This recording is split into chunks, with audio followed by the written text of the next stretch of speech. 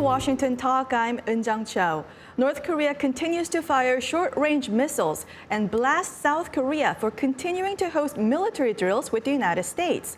North Korea also angrily rejects South Korea's peace gestures. What's behind North Korea's escalated rhetoric and saber-rattling?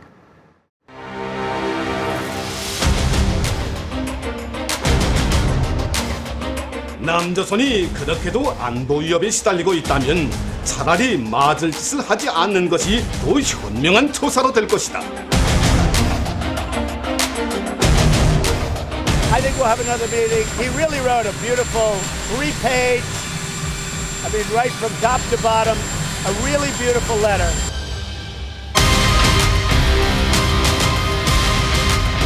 남북미 모두 북미 간의 실무 협상 조기 개최에 집중해야 할 때입니다.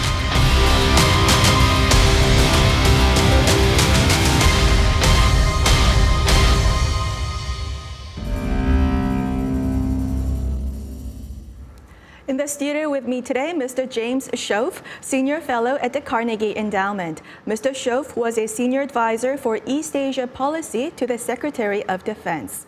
Also joining me, Mr. Scott Snyder, Director of U.S.-Korea Policy Program at the Council on Foreign Relations. His latest book, South Korea at the Crossroads, charts the evolution of South Korean foreign policy and strategic choices. Welcome to the program. Thank you. Thank you. Good to be back. Jim, let me begin with you.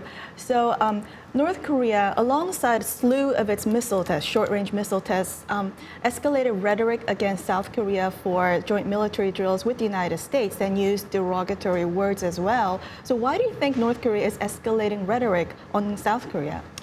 Well, it is always very frustrating to me because, in my mind, making a little bit more of a common cause with South Korea would be a better strategy for North Korea, because the Moon government really has made a lot of efforts to improve that relationship and is offering a variety of opportunities. But I suspect the big issue is the fear, essentially, of South Korea. I think North Korea fears two things. It fears the U.S. military strikes potentially from afar, but closer to home, it fears kind of the political societal potential struggle with South Korea over the long term. So I think it's trying to essentially delegitimize leadership in South Korea and portray itself as the true representative of the Korean people. And I think it's a poor strategy, but it's one that we've seen consistently and really further divides the country. Mm-hmm. And Scott, President Moon's Liberation Day speech, there were visions for more economic and inter-Korean cooperation between the two Koreas. But why do you think this speech brought out the worst of North Korea rather than cooling down its rhetoric? Well, I think there are two things that President Moon said that might have been particularly galling for the North Koreans. One was that he publicly asserted that South Korea is stronger militarily than North Korea. And that's very much counter to the narrative that Kim Jong-un has been trying to promote of having become a strong state. And I think the second was providing a date certain for unification, because the vision that he presented was a vision of a South Korean-led unification backed by promotion of regional cooperation. And I think that the North Koreans really didn't like hearing either of those two elements of the speech. Mm-hmm. And Jim, North Korea repeatedly said that future talks will strictly be with the United States only. So what is North Korea's strategy here by ghosting South Korea? Well, to some extent, it makes sense to say I only want to talk to the country that lets me do what I want. In terms of the short-range missile tests, it's President Trump who has said, I'm not bothered by this at all, it's no big deal. Kim has actually referenced that when he criticizes South Korea for criticizing them for those tests. And I think, again, North Korea sees the main military threat or the long-term kind of strategic threat is the United States. And Trump right now is the opportunity that they have to get some kind of de facto acceptance of their missile and nuclear program. If they can get Trump to agree to something that puts out a kind of a long-term vision for denuclearization, but in the short term essentially allows things to keep going, that would be a big gain for them, and I think that's where they see a potential opportunity and trying to kind of drive a wedge a little bit between South Korea and the United States on that Do point. you agree with Jim? Still, the United States is very clear that the goal is FFVD. Yeah, but I think that from a North Korean perspective, I think that what this gap is showing is that North Korea really wants to replace South Korea as an ally of the United States rather than following the South Korean vision of bringing North Korea over onto the same team.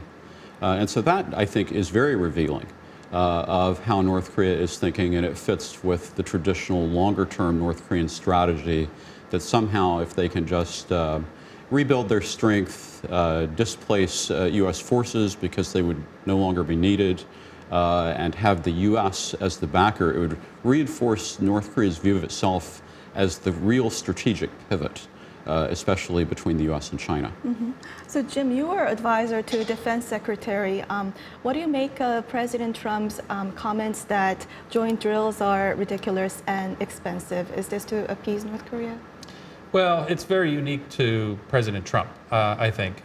Most of the rest of the U.S. government, State Department, Defense Department, Congress, all think that the alliance with South Korea is extremely important, that our exercises are vital to maintaining deterrence, and that they're perfectly reasonable and within the spirit of the current environment and the CMA. But it's Trump himself who is really... First of all, he really doesn't value the alliance as much, and this push on host nation support in Korea paying more. He thinks the exercises are very expensive. They're nowhere near as expensive as they would be if you didn't have bases there.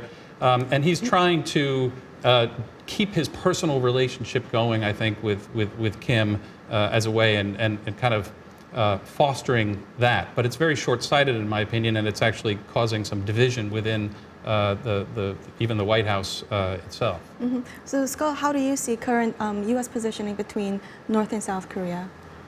Well, the U.S. is in a rather strange position compared to the past because here we have top-level positive noises between Trump and Kim, and you have seemingly emerging tensions potentially between Trump and Moon. Moon has lost his position as intermediary between the U.S. And North Korea as a result of North Korean vituperation, and yet Moon continues to support the idea of promoting a U.S.-North Korea dialogue. So this is a very odd situation, and I think we'll just have to see how it develops and resolves over the coming weeks. I mean, to some extent, I think North Korea is really not all that bothered by the exercises, but it's a very useful excuse to be able to pursue its own missile testing program. I mean, it's the series of tests that it's carried out over the past month showed to me that it has a lot of missiles. It's trying a variety of different technologies and techniques and tactics. So this is really a program to improve their capabilities, but they get the benefit of saying, well, we're only doing this because we're upset about your exercises. So it's really in some ways an excuse and cover, I think, for that. So that's feeds part of the rhetoric. Mm-hmm. Scott, going back to the North Korean rhetoric, after North Korea mocked and criticized President Moon's Liberation Day speech, South Korea came with a very strong response. In a background briefing, South Korea's Unification Ministry officials said that North Korea shouldn't cross the line. So do you think that was the last straw? Well, no, I don't, because I think that President Moon still retains the publicly stated hope for continued dialogue. I think what we really have to ask is what this change in tone means for what is happening in the internal North Korean debate. We've seen this hardening over the course of the past couple of months focused on South Korea. I think we need to look more at what this means in terms of how groups internally in North Korea may be positioning ourselves and whether we have reached a kind of a new phase in terms of how North Korea is thinking about its relationship with the South and the United States. And Jim, how do you look at the North Korea's current rhetoric in connection with the upcoming talks, the nuclear talks between U.S. and North Korea? I think the North would like to have that conversation with Trump again, directly, but the U.S. is going to push for working level talks. We heard National Security Advisor Bolton emphasize that in the last couple of days, and it depends on how resolved Trump will be in kind of demanding that up front. We've seen letters go back and forth, and Trump loves to talk about his beautiful letters. We don't know what's in them, but I would assume there's some element of a private conversation going on between Kim and Trump, trying to get the deal kind of shaped so that the working level feels more comfortable to the North. If they don't get that comfort level, they may push off working level talks for some time. Mm-hmm. So going back to the Liberation Day speech, Scott, so President Moon laid out a vision for a joint Olympics at 2032 and then unification at 2045. Of course, this is a vision and a long-term goal, but how does this reflect the current dynamics of very sour relations between the two Koreas? Well, it directly contradicts the current dynamic because, of course, President Moon's presentation of that vision is premised on the idea that the two Koreas are going to move toward closer cooperation and peaceful coexistence. And the North Koreans have just raised their hand and said, no, we have a completely different way of looking at the inter-Korean relationship. And frankly, the developments over the course of the past year have just been kind of undermined, at least rhetorically. And so the going-in premise that the Moon administration presented of inter-Korean cooperation moving in tandem with improved U.S.-North Korea relations is now being undermined by the North from a completely different perspective from the one that we were looking at last year, where it looked like inter-Korean cooperation was going to move out ahead and U.S.-North Korea relations was going to be the sticking point. Mm-hmm. So before I go, Jim, going forward, when North Korea is trying to drive a wedge between Seoul and Washington, how should the United States strategize between the two Koreas? Well, I'm a big believer in the U.S.-South Korea alliance, and I think that really is the centerpiece, and we need to continue to demonstrate that. It was unfortunate, in my opinion, that when National Security Advisor Bolton recently went to South Korea, afterwards we learned that a big part of the message was about demanding more money and host nation support, et cetera. That undermines our solidarity and our joint plan. I think we have an opportunity between Washington and Seoul to give a little bit on our most preferred approach and develop a little bit more of a common approach vis-a-vis North Korea in terms of the denuclearization and sanctions, exemptions, or some kind of incentive program, and presenting that as our way forward, continuing modest exercises, et cetera, to maintain deterrence. I don't see the Trump administration fully executing that right now. They're doing some things in that regard, and the alliance is still pretty strong so far. But that would be my kind of double down on the alliance and a little bit of flexibility to develop a more common position. Well, we'll leave our conversation here and now watch video for our next discussion.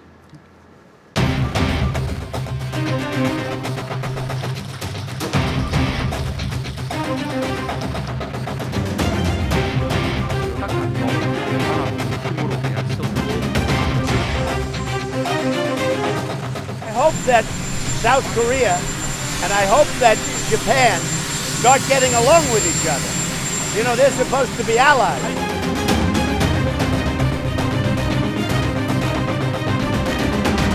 最大の問題は国家間の約束を守るかどうかという信頼の問題です. 지금이라도 일본이 대화와 협력의 길로 놓는다면 우리는 기꺼이 손을 잡을 것입니다.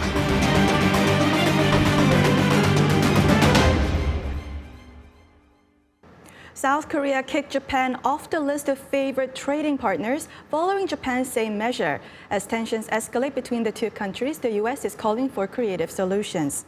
Now, Scott, President Trump called on Seoul and Tokyo to start getting along with each other. When do you think they will start getting along with each other? Well, don't hold your breath. I think it's going to take some time. The good news is that it seems like we've made a little bit of a turn toward an environment where the situation can be managed. And so I think that the Liberation Day speech that President Moon gave was intended to emphasize cooperation The fact that the Japanese government has provided some approvals of permits that came earlier than that. Those are both important developments, but I still believe that the fundamental problem between the two sides is that both sides are speaking what they want to say, but they're covering their ears. And so it's very hard for each side to hear what the other needs in order to be able to establish a dialogue that can manage the relationship better. So as Scott just mentioned, President Moon in his Liberation Day speech reiterated his willingness to speak to Japan over this issue. And how do you think this will be received in Japan? I think it's being received in Japan with some cautious optimism, or certainly at least some openness to dialogue. But in the speech as well, there were a variety of little digs or criticisms of Japan. And to some in Japan and Tokyo, it sounds like we're very willing to talk with the Japanese as long as they're willing to be reasonable and essentially kind of come to see things our way. I think Seoul would still really like to reverse the Tokyo decision on the export control process. I don't think that's going to happen. I think we've now reached a more, hopefully a stable level, but a more diminished economic relationship between Japan and Korea, which is very unfortunate. Scott, why do you think Seoul was so quick to remove Japan from its own white list? I think it was a proportionate retaliatory measure from the South Korean perspective. And frankly, I think the important thing is that it was proportionate rather than allowing this dispute to continue to metastasize to other areas of the relationship. That's something that we really need to see going forward, is some kind of containment on this set of issues. And now both sides have their own ability to kind of gauge what the other side is doing and respond proportionately with regard to managing exports between the two sides.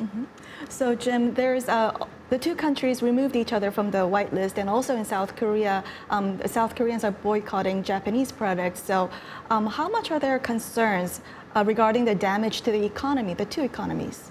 Well, there is plenty of concern. Neither country is kind of the most predominant partner for the other.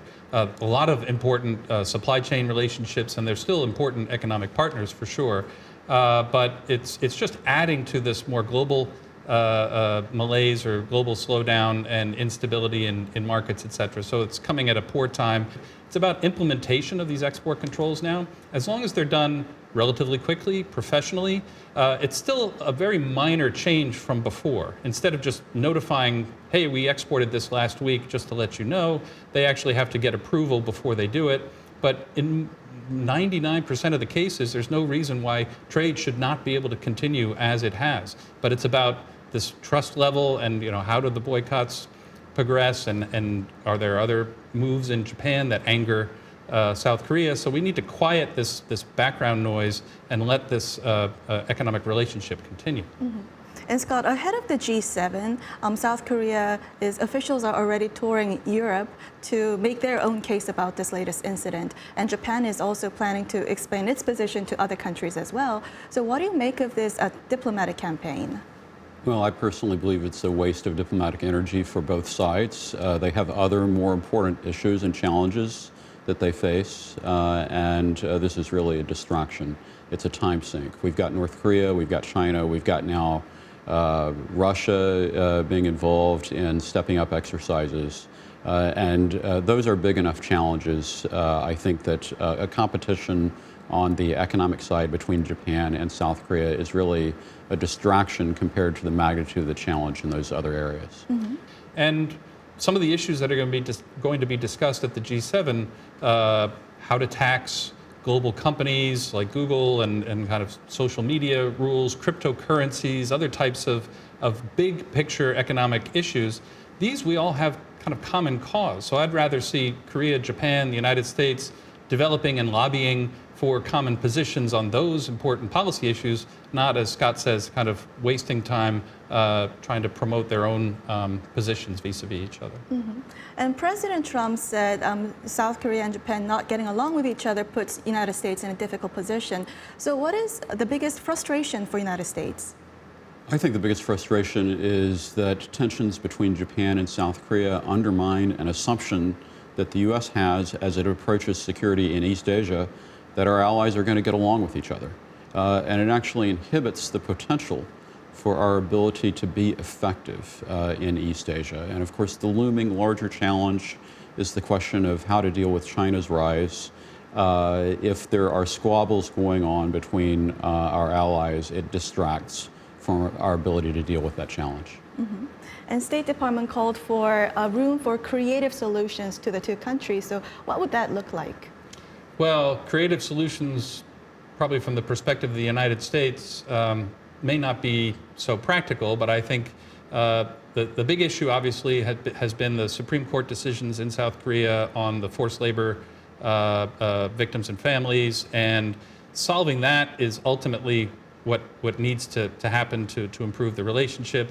From a U.S. perspective, they would probably say, can you still respect the Supreme Court decision but not necessarily implement it because it conflicts with international treaties, or could you pay the victims and families yourself first and then seek other ways with Japan to develop compensation and ways to address this? Or in my opinion, to be truly forward-looking, can you engage with Japan to really better educate future children populations in Japan about the colonial experience and history, so that we're actually changing the understanding, that there's greater mutual understanding between the two? That's, to me, a truly forward-looking solution as opposed to a more backward-looking solution, which is compensation and the like.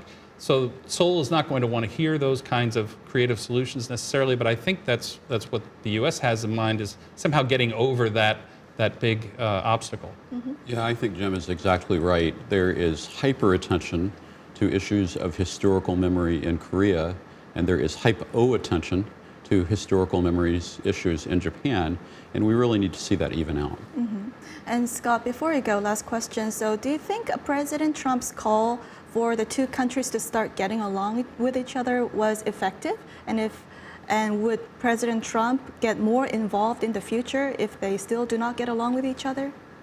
I think it was needed. I don't know if it's going to be effective, and I think there probably will be more to be done. The big question really is going to be whether the U.S. is up to the task. They come out every once in a while to make this effort, but we probably should have been making more of an effort from last year all the way through, and it's going to take a sustained effort, I think, to really have an impact. Well, we'll leave it here and continue our discussion next time and move on to our next segment. Now time for the photo moment, time to look at an interesting North Korea picture. Today we have a photo of an imitation Coca-Cola and Sprite found in North Korea. Korea Tours posted this picture saying they found this on the train from Pyongyang to Beijing. Business Insider reports Coca-Cola is sold in all but two countries in the world, North Korea and Cuba. Scott? Well, I guess it shows that Coca-Cola really is globalized, but what I'm really fascinated by is the Korean names here, because it's not Coca-Cola or Sprite, it's the North Korean version. Tansan Tanmul for Sprite with lemon on it. So that's very interesting. It's indigenized, but at the same time, it's a penetration of a global taste into North Korea. Jim? Well, I can't help but think that President Trump would be very impressed, and this would kind of reinforce his view that all we have to do is settle things with denuclearized North Korea, and you can have big hotels and the real Coke and the real Sprite, which is what Trump would want to sell, and that there's an appetite in North Korea for modern Western things. Now, whether that's actually true or not, I don't know, but I think that's kind of the impression I get from this. Well, for that to come true, North Korea would have to make that strategic decision that we're waiting for. Well, that's all the time we have for this week. Scott, Jim, thank you for joining us. Thank you very much. Thanks so much. Thank you. And this was Washington Talk from the Voice of America, and I'm Eun Jang Cho. Join us next week for more analysis on North Korea.